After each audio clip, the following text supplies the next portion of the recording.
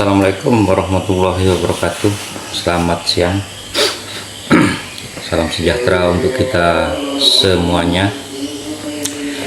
Di video kali ini saya sebagai rakyat Indonesia yang kebetulan tinggal di daerah pelosok pedalaman ya, yang cukup dan dapat menyaksikan keseharian mengenai sumber daya alam yang terkeruk dari daerah, khususnya daerah pedalaman sini.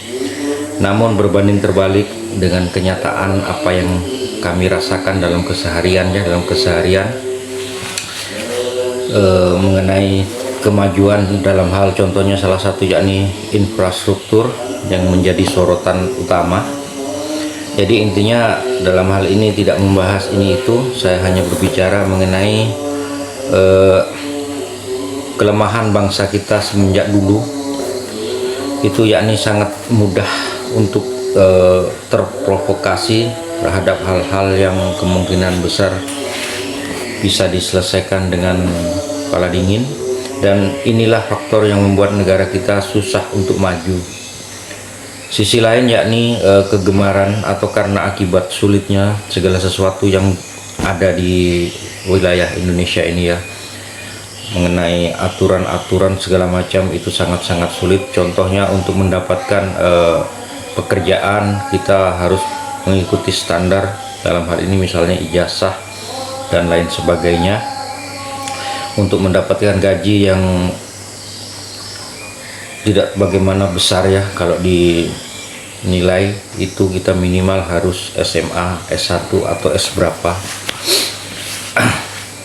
Dan faktor yang sangat-sangat luar biasa di negeri kita ini yakni semenjak dulu praktek korupsi di mana-mana yang sudah terjadi secara turun-temurun ya, bahkan sudah korupsi sangat-sangat sulit terberantas. Itulah yang menyebabkan susahnya berkembang atau maju dengan pesat.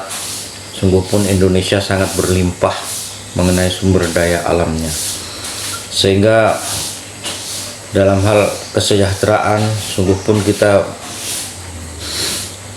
baring tidur di atas tumpukan emas ataupun batu bara dan lain sebagainya, kandungan-kandungan mineral yang ada. Namun untuk kesejahteraan secara keseluruhan itu masih sangat-sangat berat dikarenakan sistem di Indonesia dan praktek korupsi yang masih merajalela.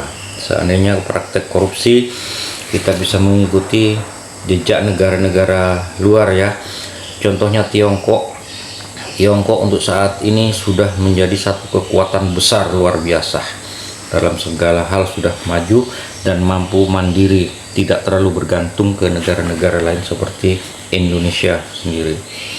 Jadi semoga kedepannya bagaimana Indonesia, satu titik yang harus poin utama yaitu berantas korupsi sebisa mungkin, dan usahakan kerukunan persatuan tetap kita pertahankan, jangan mudah diprovokasi oleh pihak-pihak luar, karena hancurnya negeri kita di masa-masa dulu tak lain dan tak bukan karena kita sangat-sangat mudah terprovokasi.